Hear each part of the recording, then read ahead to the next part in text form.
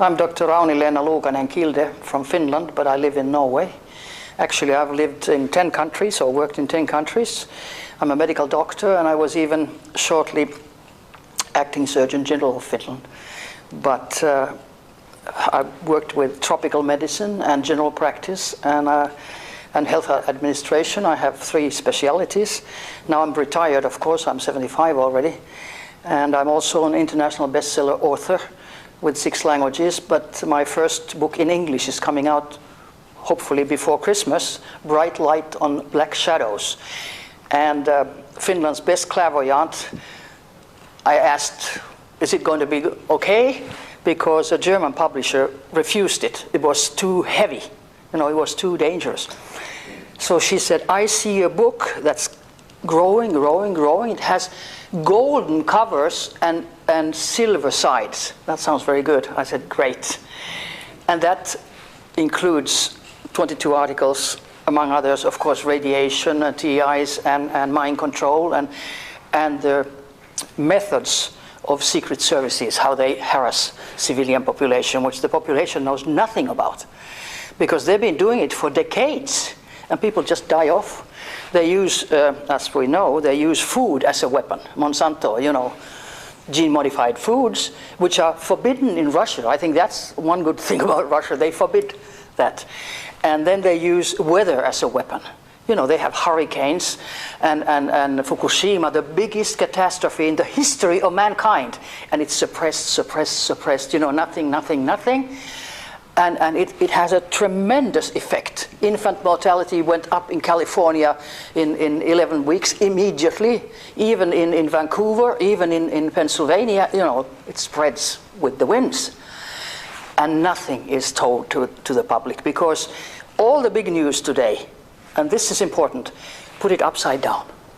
Put it upside down when they say, like they say, war is peace and peacekeeping is war.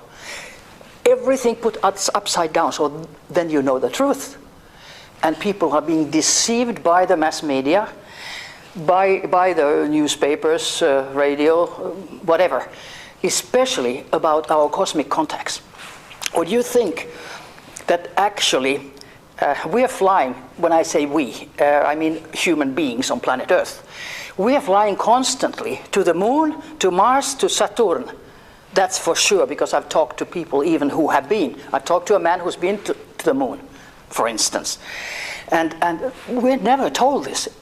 White House says we have no evidence of any contacts in cosmos, and we have no evidence of extraterrestrial life on planet Earth.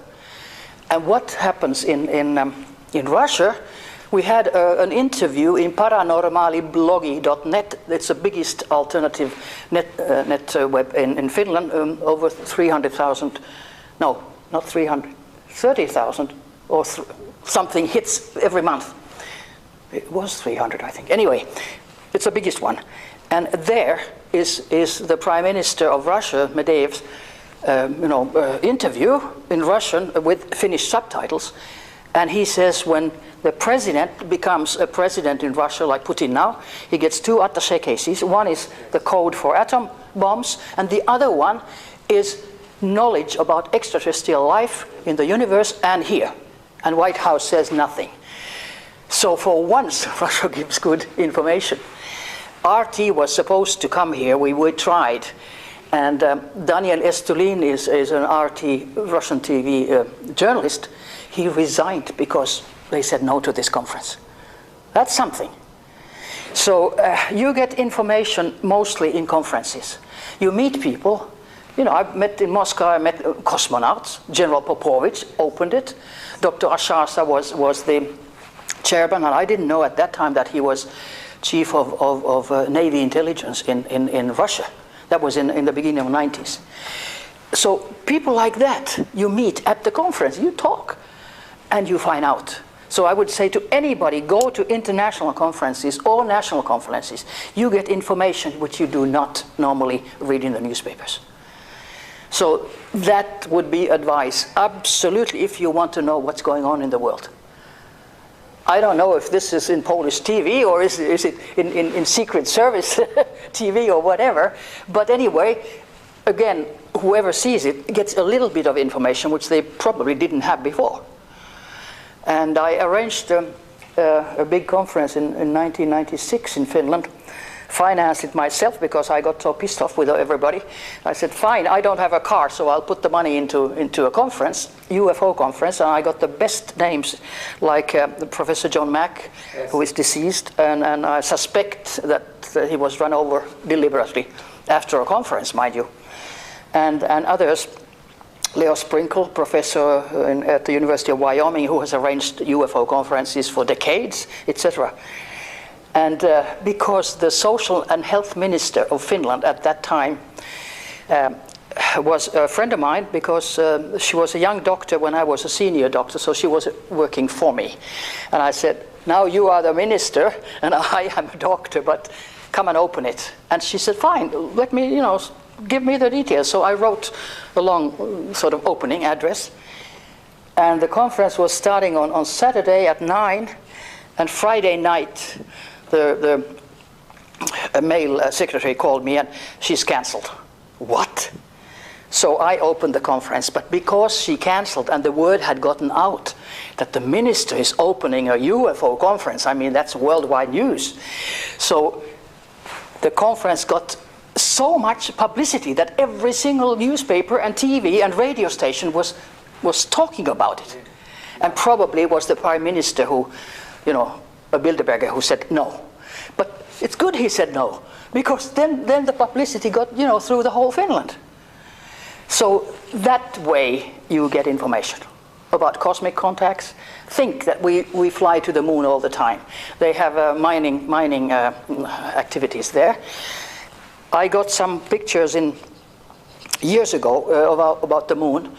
Beautiful, landscape, green, lakes, whatever, in a normal UFO conference. You can buy them there. Well, of course, when I came to Finland, I started, distributing these pictures. Secret Service or somebody just took them. They vanished. They use dematerialization. The technology that is available today is fantasy. There was a CIA agent who was dying, and he said to his son that this you cannot talk until I and mother are dead. So now they're both deceased, so he went to YouTube and stated that father said that CIA has a technology which is from 100 to 300 years more advanced than academic research.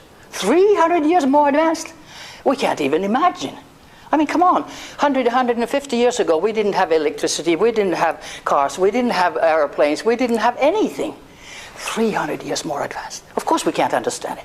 So dematerializations and materializations, which they harass people with, you have something in your hand that, hey, where did it go? I was lecturing in Newcastle many, many years ago, and I took my watch so that I could keep the time. And I put it there, and all of a sudden, in the middle of the lecture, well, I just looked, did it drop? No, it was just gone for good. So at the airport, I bought a cheap watch just to follow the time. I went home to Oslo. I live in Oslo. At that time I lived, now I'm outside of Oslo. And I just thought this was very strange. 3 days passed, and number 3 is a code for Secret Service criminality, one of the codes. 3 days passed, and I was cleaning up the room. My husband was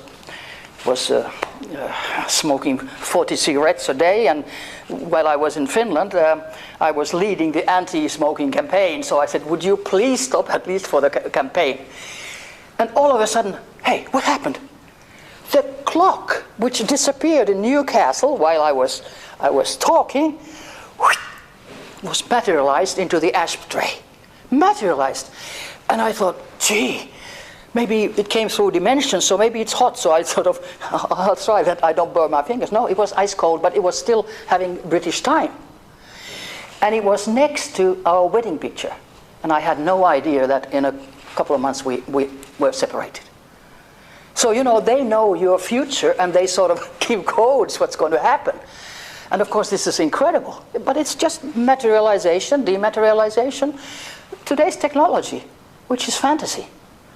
But when people don't know it, You know, and then psychiatrists, you know, oh, that lot. I mean, they come and say, you know, oh yeah, you're being followed. Right, you're being followed. Okay, you're paranoid, you know. Come on, everything that secret services do to civilians is put into the Diagnostic Statistical Manual for Mental Disorders as sign of schizophrenia or paranoia or whatever. Even, can you imagine, if you oppose the government, read Diagnostic Statistical Manual for Mental Disorders number 5, it came a year ago. If you oppose the government, you're mentally, you know, disturbed. Come on, if you're a boy and you play with dolls when you're a baby, sexually disturbed. Or vice versa, if you're a girl and play with boys' toys. I mean, anything which is normal is put into, you know, abnormality so that they can control everybody. They took a diplomat in Norway. She wrote a book about all kinds of atrocities, which was true. One day the police just comes and puts her into handcuffs and takes her to the asylum, and there they gave her injections and she never became normal again. So this is what we're up to. So what can we do? Use your mind, mind. We're energy bodies. Our energy body is full. Every cell vibrates. Every single cell, even if it looks solid, but it's not solid. 70% of our body is water, 87% our brain is water. So what holds it together? Energy. And Einstein even said energy never disappears, it just changes form. So we can get out of our physical body with the energy body. And Americans use it for espionage and space travel. It's easier to send you to another planet with your astral body, energy body, than take a rocket, you know, which may explode like they do. And what is very, very important to find out about the energy body, it is a copy of your physical body without handicaps. So if you have an amputated arm, you still feel that the fingers hurt. You don't have fingers anymore. That is the energy body that has the feelings. Energy body has all emotions. Energy body has all your intelligence. And that is proof that, you know, you have sort of phantom effect known in medicine. And what is more important is that energy body does not have sexual organs. It doesn't have inner organs either. It's like a light body vibrating. But it does not have sexual organs. They are, of course, in the physical. We need it for reproduction and sexual pleasure. But we are all, in a way, neutral or androgyne. And that explains, for instance, when some people say that, oh, I feel like I'm a woman, but I'm in a male body or something. I want a sex change. So in a previous existence, they probably have been very, very many times in that female body. And then they jump into the male body and they have trouble. I mean, you know, they have psychological trouble. They want back to the feelings of the previous existence. And of course, also homosexuality can be explained, because 10% of people in hypnotic regressions, which I've done previously, I'm retired now, but they say that they have had a sex change. 10%, and 10% about, including the how would I say, the hidden homosexuals. It's about 10% of the population. So it's very important for people to understand that it's okay, you're whatever you are an energy. And that is what is most important. Not your physical appearance, not if you're black or white or yellow or brown or whatever. That's not important. It's the energy. And you see that in the eyes. You just focus on the eyes, you immediately connect, because the energy comes from your eyes, through you. So I think that's very important to find out. Isn't it? Yes.